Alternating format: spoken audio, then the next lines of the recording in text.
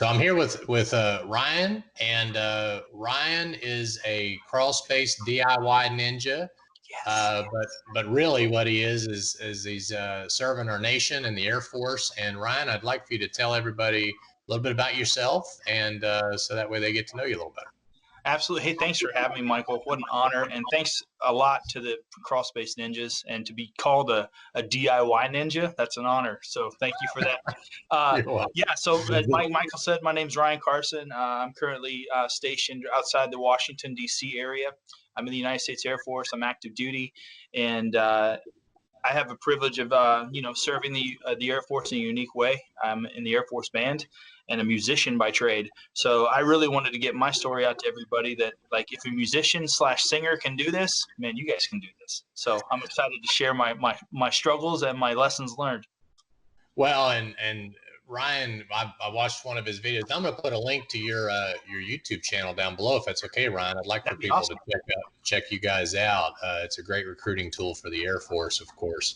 But anyway, Ryan wanted to come and share his experience with everybody because he felt like he said if he could do it, anybody can do it.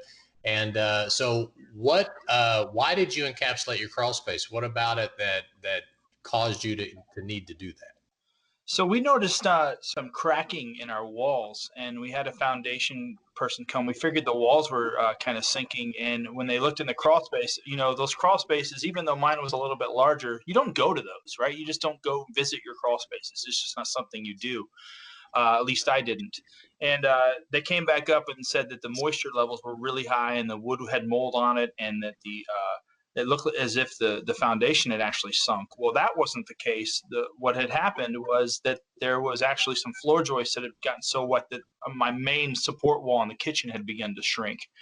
So I kind of got an estimate, and seeing that price, I was like, well, I don't know if I can do that right now, and had no idea about what you all do and how you help us complete this on our own, which is such a testament to your guys' customer, or to your just your philosophy in general, that this is your moneymaker, that you're willing to give us tools and things to succeed on our own and take food out of your mouth so we can accomplish this. I mean, that's just so honorable to me, and that's part of the reason why I wanted to do this, because I just appreciate your company so much. But being down in that crawl space and seeing the damage for myself, I knew I had to take action, and then I started implementing the steps as I went down the YouTube vortex of getting hooked up with your videos, and kind of piecemealing out what I need to accomplish and when, and getting what I call a priority of effort together, and getting my to-do list, because I'm a little OCD like that, and started checking stuff off. So who noticed it first? Were you just down in the crawl, or did like a HVAC person or somebody, or did you notice the floors bouncing? What initially got you to call that company out in the first place to take a look? It was the cracks going up the corners of the wall by the kitchen. It's a open concept, and there were some cracks in the drywall kind of coming out this way. And I thought, okay, so it was in the drywall living space that got your attention. Okay, yes, okay. Yes. So the company that came out, and we don't mention names, we don't bash companies, but the company that came out, they misdiagnosed the problem. Is that right? They were looking more at the foundation wall versus the subfloor. Is that correct? Yes. Yes. Do you think it was an honest mistake, or were they just not thorough, or what do you feel like? I think that's an experience thing. I think that's what's scary about it. The default is to look at the foundation as the problem, when, man, being down there and living down there for the last 3 weeks, there are so many other things that can be attributing to what you're experiencing in your home. And I think it's an experience factor of, man, make sure when somebody comes to your house that they have the experience and the knowledge base to make sure that they're giving you an accurate assessment of what's really going on in your home, Right. So I've seen before pictures, and I appreciate you sending that, and we're going to be sharing those during the talks and all that, the before and the afters. And by the way, you did a fantastic job, but I mean, it looks very professional. So great job. But one of the things I wanted to ask is, when you went down there, you noticed some things, but did they talk to you about humidity or mold or any of that stuff, or were they just focused on the foundation walls? I'm just trying to get an idea of what their inspection process was like. Sure. Yeah, I apologize. They did tell me that there was some humidity down there, and this was in the summer, so a lot like Tennessee, Maryland in the summer is very humid. And it was, and all our HVAC runs down there, and I have a pest control company that goes in and out of there all the time too, and they're always doing mouse traps and things like that. And they did come up and show me the meter that said that we were about 89 to 90% humidity down there. And I forget what the wet reading was on the wood. Actually, I can't remember if they did that or if that's just something I'm remembering from watching your videos and you guys doing the wood test, because I don't remember getting that. But it was about 90% humidity on average down there throughout the summer. And then that's what caused me to go down there. And I'd thrown stuff down there for storage and stuff that I haven't been using, and that was pretty much it. And when I walked into that place and I saw the I didn't know it at the time, but the thin vapor barrier that was kind of there. And then I started seeing the standing water on top of the vapor barrier, not from water intrusion, but from all the ductwork and all the condensation and all that stuff just dripping. And then I started noticing all the mice tracks and the just how those little buggers get into everything, and they love that insulation, and there was just poop everywhere, and I was like, this is definitely a problem that I have to get done. So you had fiberglass up in the rim joists or up in the subfloor, is that right? So you yanked all that out, and I think we got some pictures of some of that. So how big of a square footage is your crawl space? 1,500 square feet. Okay, so how much room did that insulation take when you hauled it off? What did you? It was insane, and that was a learning process too. So for all you DIYers, when you pull that stuff down, don't do what I did for like the first 15 joists and just get excited and let that stuff fall out. When you take a roll down, roll it up and use that rod that they stick it up with and clamp it up, because it'll overtake your entire crawl space, but you can compact that a little bit. So I think I probably did 2 pickup loads and 2 suburban loads full to the dump. Well, that's a good point. That's a great tip, because as you pull that insulation down, number one, you want to make sure you do it and you're not directly under it, because where there are mice, there tend to be snakes from time to time. So you certainly, even if it's a black snake or a rat snake, any snake falling on you in a crawl space is not good. That's right. But when you pull it down, that fiberglass is just a huge absorber of water. So if, like you were talking about, even though it was dripping from condensation, it could sop up that water that's on that plastic, and that only makes it heavier and harder to get rid of. So that's a great tip. Thank you. Okay, so what made you decide to tackle the crawl space yourself versus hiring a professional? I mean, I know they misdiagnosed, but I would, did you think about calling somebody else, or did you just decide to do it yourself? No, to be honest, I'm a researcher when it comes to anything that I do. That's why I love YouTube and being able to just research how to fix things on my own, because I kind of take it as a challenge. And I have what I call selective OCD. So when I want to have OCD, I kind of have it, and I'm very particular about stuff. So I started down this track of just researching it, and then that's how I got turned on to Crawlspace Ninja. And ironically, my first reach out to you all was just to kind of think like, do you even service this area? Because I'd love to hire you. I had no idea where you were, if it was like a nationwide thing like this other company, or I had no idea. So my initial thing to you guys was like, I looked at your pictures of crawl spaces just with a Google search, and I saw these beautiful white clean crawl spaces, and it kind of got me down to researching your company. And then when I found out that you didn't service the East Coast, I saw that you had a whole DIY section on YouTube, and then took me down this whole trail of like, man, maybe I think I can do this. And my wife was actually the one that inspired me to say, she was like, I think you could do this. And she said, just start ordering parts and get it here. And of course I put it off and put it off and put it off, because, I'm still active duty and I've got 3 kids, and, life happens, and I'm a worship leader at my church too. And it's like, there's always something, right? And anyway, long story short, this thing called the pandemic happened, and the COVID happened. And I remember sitting right here at this computer, and going to your website and saying, just doing some research. And my wife came up and stood over me and she said, you know, if you don't get this crawl space done during this time, you're crazy. Right. So Right. I ordered the parts. That's good. And did you get them from our DIY store? Or did you get them somewhere else? I did. I'd say 90% of my materials from the DIY store from Great. which is awesome great. too, because everything's right there and so user friendly. You know, like I had no idea like what tapes I needed other than the videos, and like just having everything right there and having stuff recommended. I mean, it just made it so great, so easy. Oh, well, great. Well, thank you. We're trying to always improve the user experience and everything. And thank you for that feedback. So what was it more difficult than you thought, or was it about what you thought it would be?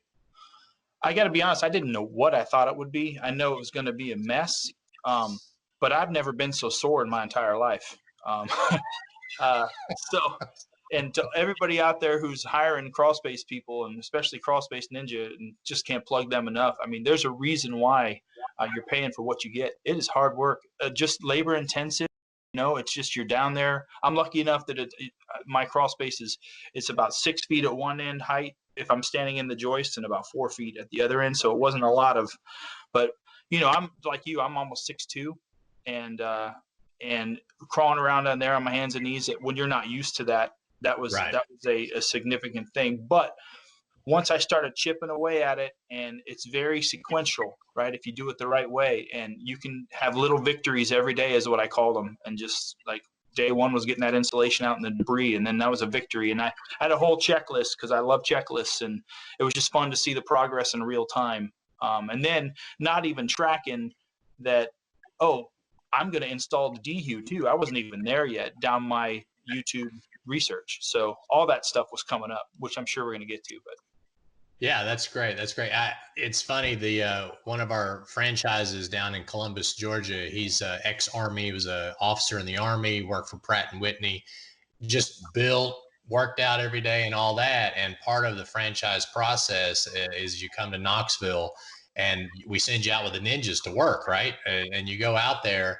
And he came back at the end of the day, and I don't know if you ever saw that movie, They Live, when Roddy Piper and that guy got in a fight.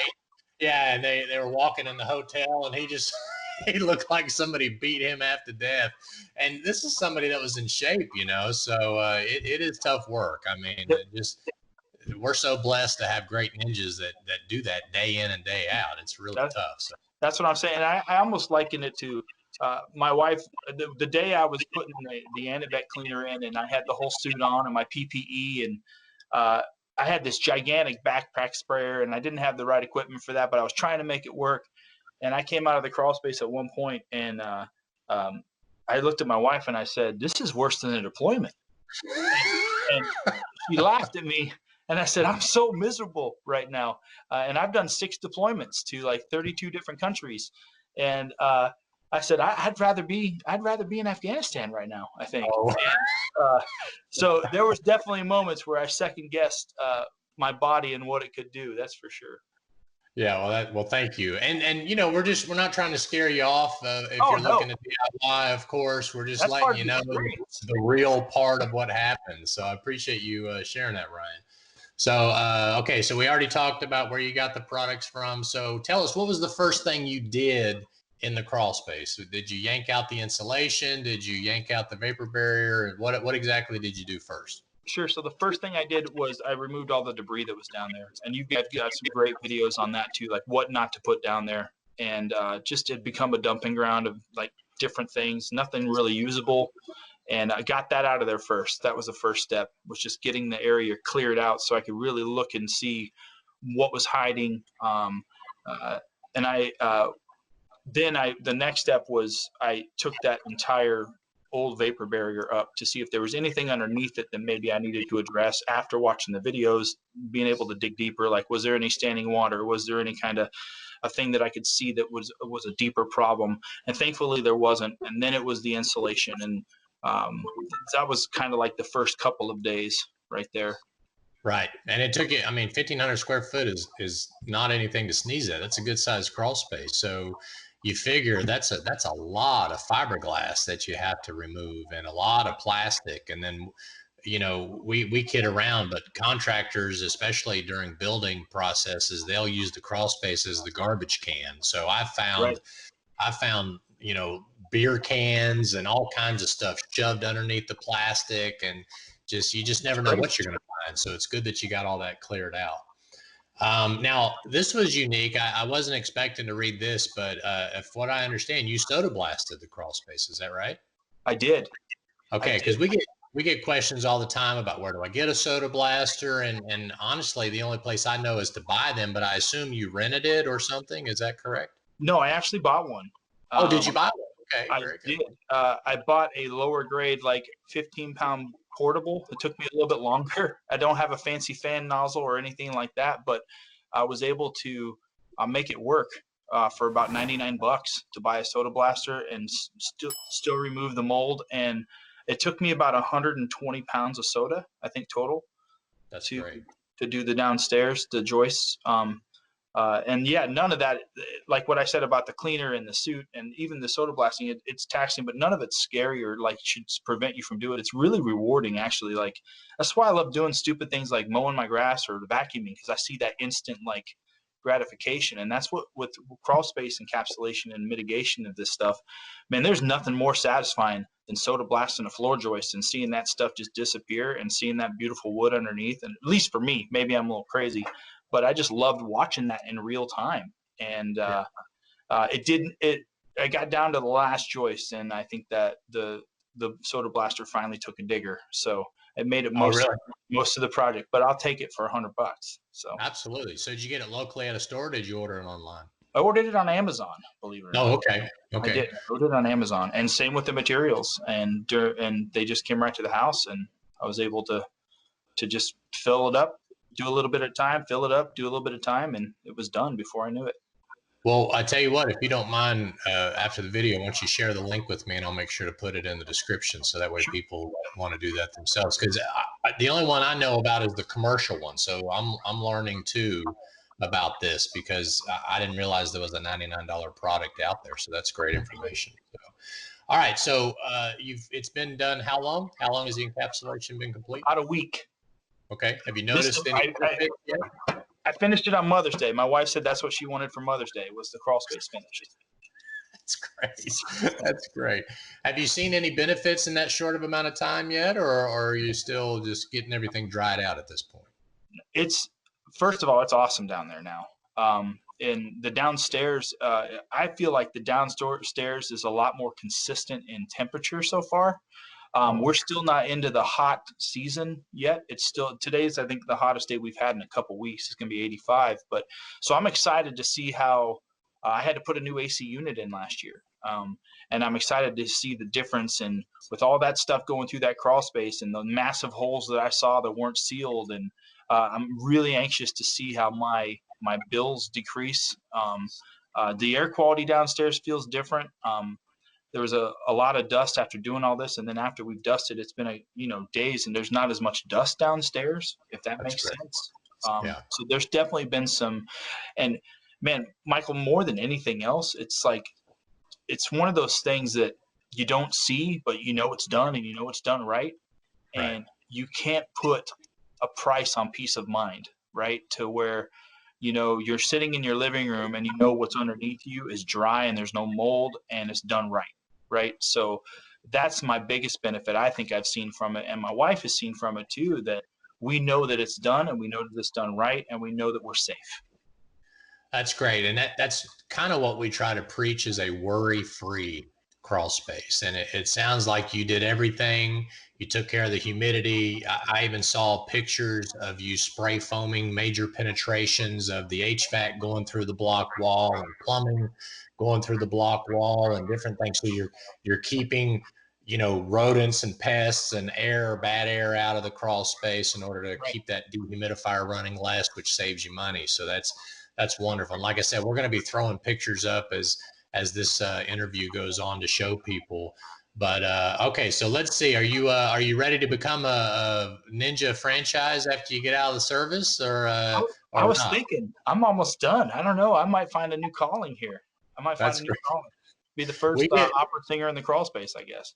Yeah, Maryland. Hey, we get a lot of people from Maryland calling about it, and it's one of those unique states where they have their own franchise operation agreement and all that. So we actually had to register in Maryland, Wow. separate from the federal registration. And there's like 6 or 8 states that are like that.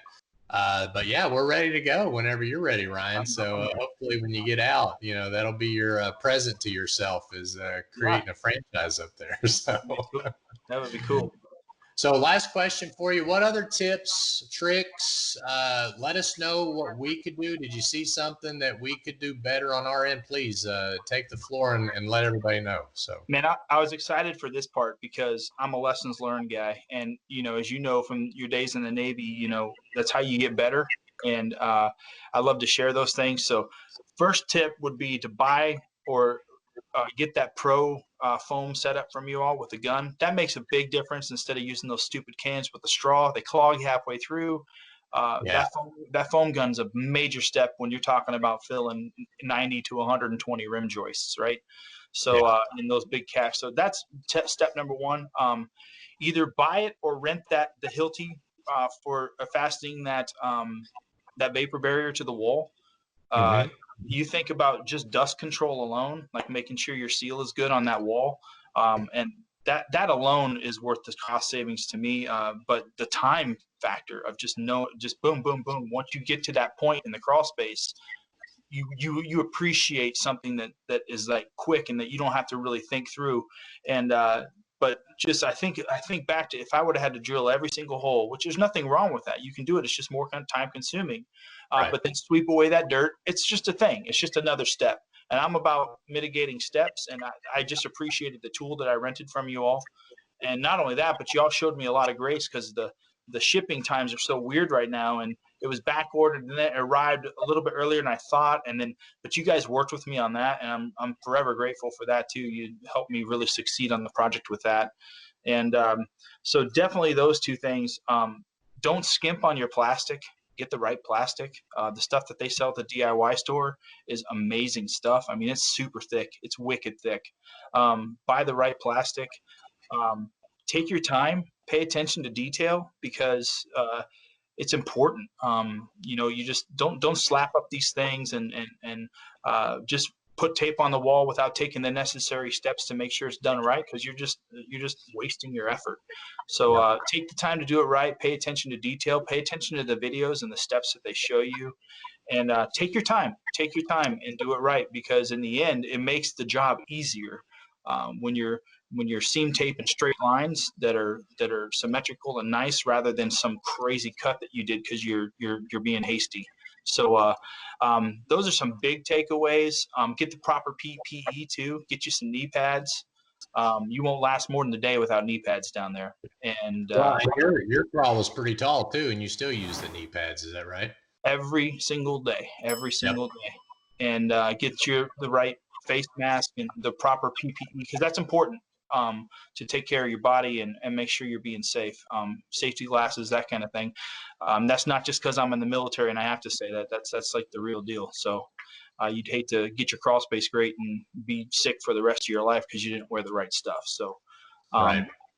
I think those are my huge takeaways.